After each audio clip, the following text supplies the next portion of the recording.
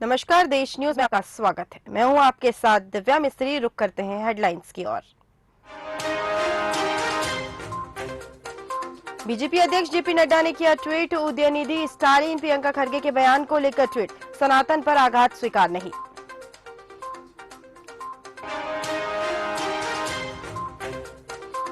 मुख्यमंत्री अरविंद केजरीवाल ने किया सराहनीय कार्य। दुर्लभ बीमारी से पीड़ित बच्चे कनव से की मुलाकात, इलाज के लिए दिया आश्वासन।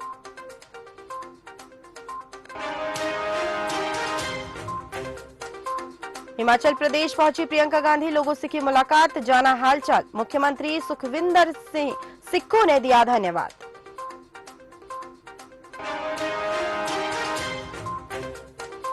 हरियाणा पुलिस ने मोनू मानेसर को गुरुग्राम से पकड़ा। नासिर जुनैद हत्याकांड में बड़ी कार्रवाई। पुलिस ने हिरासत में लिया आरोपी को जेल भेजा। आरएलडी अध्यक्ष जयंत चौधरी ने लिखा पत्र। डिप्टी सीएम ब्रजेश पाठक को लिखा गया पत्र। कहा, बागपत के डिकोली गांव में कोई अस्पताल नहीं।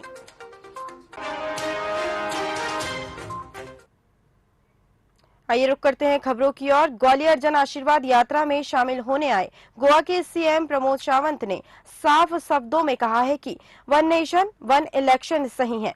इसके बार बार चुनाव पर आने वाले खर्च में कमी आएगी और देश को बड़ा फायदा भी मिलेगा। यहाँ उन्होंने तमिलनाडु के सीएम के बेटे उदयनिधि स्टालिन के सनातन धर्म को लेकर दिए गए बयान पर कहा है कि यह सोची समझी साजिश है। बता दें, सनातन धर्म खत्म करने का प्रयास किया गया, लेकिन जनता समझदार है, वह इस नए गठबंधन को ही खत्म कर देगी। उन्होंने यह भी कहा है कि नाम बदलने से कोई फायदा नहीं होता, नीयत तो वही पुरानी है। सनातन धर्म मुगलों और अंग्रेजों के शासन में खत्म नहीं हुआ, वो अब क्या खत्म होगा। गोवा के मुख्यमंत्री प्रमोद सावंत अभी ग्वालियर प्रवास पर आए हैं।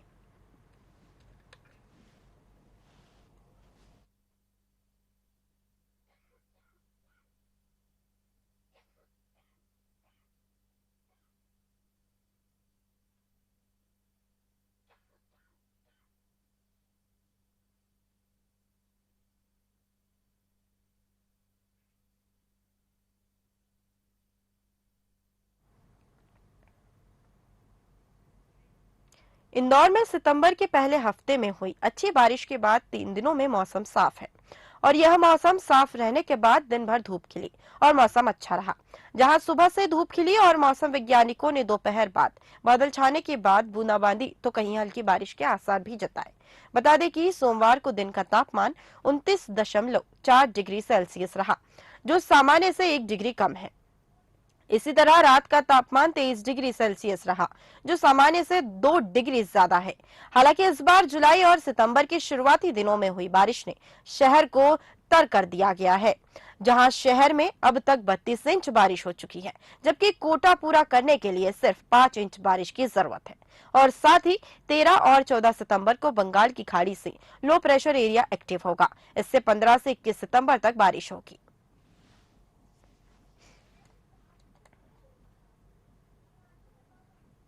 भारत पे के पूर्व को फाउंडर और मोटिवेशनल स्पीकर अशनीर ग्रोवर का स्वच्छता को लेकर दिए गए बयान के बाद इंदौर के लसूड़िया थाने में केस दर्ज कराया गया। बता दें कि अशनीर ग्रोवर को इंदौर की स्वच्छता को लेकर दिए गए बयान के कारण चौतरफा विरोध हो रहा है और सफाई कर्मियों ने उनका पुतला भी फूका। वहीं इंदौर की 56 दुकान व्यापारी एसोसिएशन ने भी उन्हें प्रतिबंध कर दिया है। जब तक ग्रोवर अपने बयान पर माफी नहीं मांगेंगे, तब तक उन्हें यहां एंट्री नहीं मिलेगी। वहीं 56 दुकान व्यापारी एसोसिएशन अध्यक्ष गुंजन शर्मा का कहना है कि स्वच्छता के मामले में इंदौर देश में नंबर 1 पर है। लगातार 6 बार से यह मुकाम अपनी मेहनत से हासिल कर रहा है, लेकिन अश्लील ग्रोवर से इंदौर की स्वच्छता को लेकर जो बयान दिया है वो घोर आपत्तिजनक है और उन्होंने इंदौर वासियों का अपमान भी किया। इसे बर्दाश्त नहीं किया जाएगा। अब तक अपने बयान को लेकर अशनीर ग्रोवर माफी मांगेंगे, उन्हें 56 दुकान में एंट्री नहीं दी जाएगी। यहाँ उनके प्रवेश को प्रतिबंध करने का निर्णय भी लिया गया है।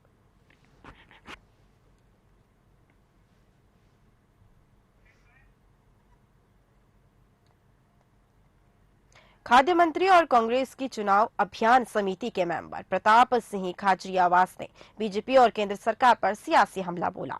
खाजरियावास ने इंडिया की जगह भारत नाम लिखने के लिए फिर से नोटबंदी करने की आशंका जताते हुए सवाल उठाए। साथ ही राम को लेकर भी पलटवार किया। खाचरियावास ने कहा है, बीजेपी और केंद्र सरकार जनाधार खिसकता देख नाटक कर रहे हैं। बीजेपी की राजस्थान, मध्य प्रदेश और छत्तीसगढ़ में हवा नहीं बन पा रही। बीजेपी वाले कभी वन नेशन वन इलेक्शन के नाम पर तो कभी इंडिया बनाम भारत के नाम पर नाटक कर रहे हैं।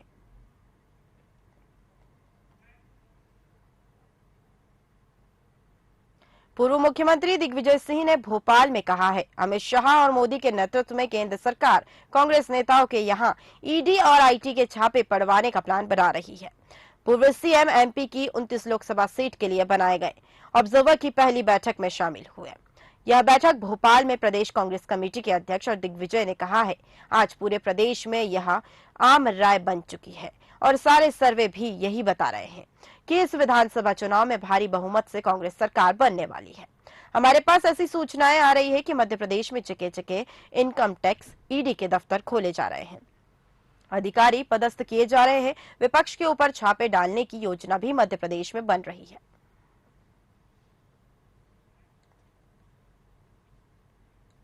अगली खबर भोपाल से है, जहां नेपाल से तस्करी होकर आ रही चरस भोपाल क्राइम ब्रांच ने पकड़ी, जहां चरस तस्करी में शामिल 2 पुरुष और एक महिला को गिरफ्तार किया गया।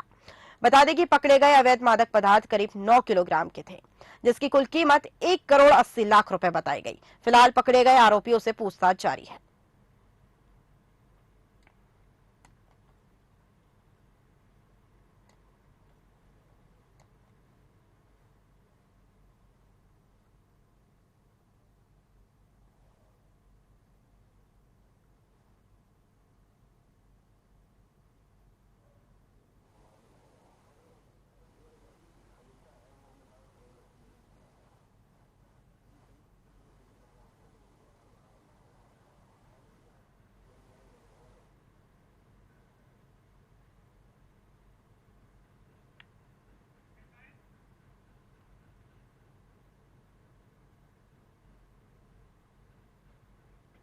गुजरात के सावली बड़ोदरा से भोपाल के लिए मेट्रो कोच रवाना हो चुके हैं।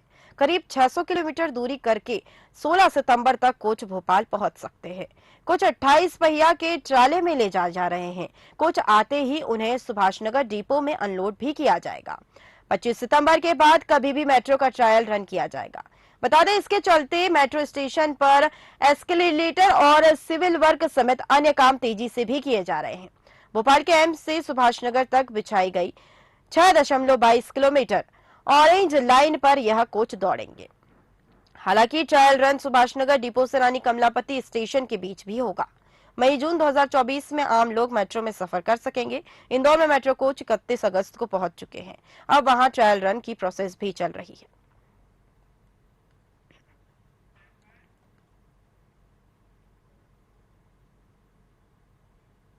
खबर राजस्थान से है, जहां पेट्रोल और डीजल पर बढ़े हुए वेट के खिलाफ अब पेट्रोल पंप संचालकों ने मोर्चा खोल दिया। बता दें कि राजस्थान पेट्रोलियम डीजल और एसोसिएशन के प्रदेश अध्यक्ष ने कहा है, राजस्थान सरकार देश में सबसे ज्यादा वेट वसूल रही है।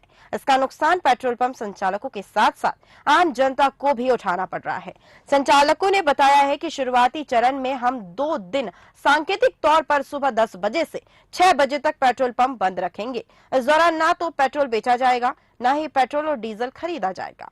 अगर इसके बाद भी सरकार ने हमारी मांगों को पूरा नहीं किया तो 15 सितंबर से प्रदेश भर के पेट्रोल पंप अनिश्चितकालीन वक्त तक बंद रह जाएंगे।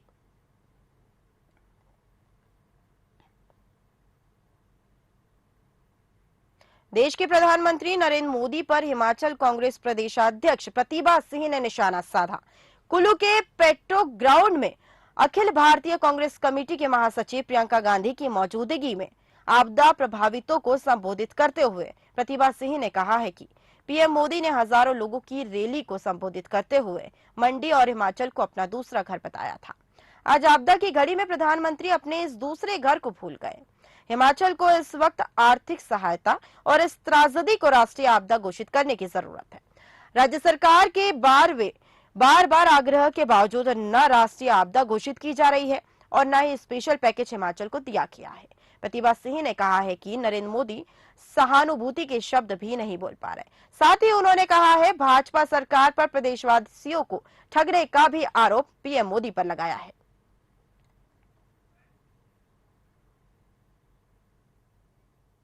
मणिपुर में फायरिंग में 3 लोगों की मौत हो गई, जहां अज्ञात हमलावरों ने इलाकों में ग्रामीणों पर अंधाधुंध फायरिंग की, जिसमें 3 लोगों की मौत हुई। इससे पहले 8 सितंबर को टेक्नोपॉल के पल्लेल में भड़की हिंसा में भी 3 लोग मारे गए थे और 50 से अधिक लोग भी घायल हुए थे। मणिपुर में पिछले 3 महीने से कुकी और मैतेई समुदाय के बीच आरक्षण को लेकर चल रहे विवाद के बाद अब तक 160 से ज्यादा लोगों की मौत हो चुकी है। वहीं अब प्रदेश में भाजपा के 23 विधायकों ने एक प्रस्ताव पास किया, जिसमें उन्होंने 10 कुकी एमएलए के खिलाफ कार्रवाई की मांग की। कुकी विधायक राज्य में अलग अलग प्रशासन की मांग कर रहे हैं। भाजपा विधायकों ने प्रस्ताव को लेकर सीएम एन बीरेन सिंह से भी मुलाकात की और इस विषय पर चर्चा की।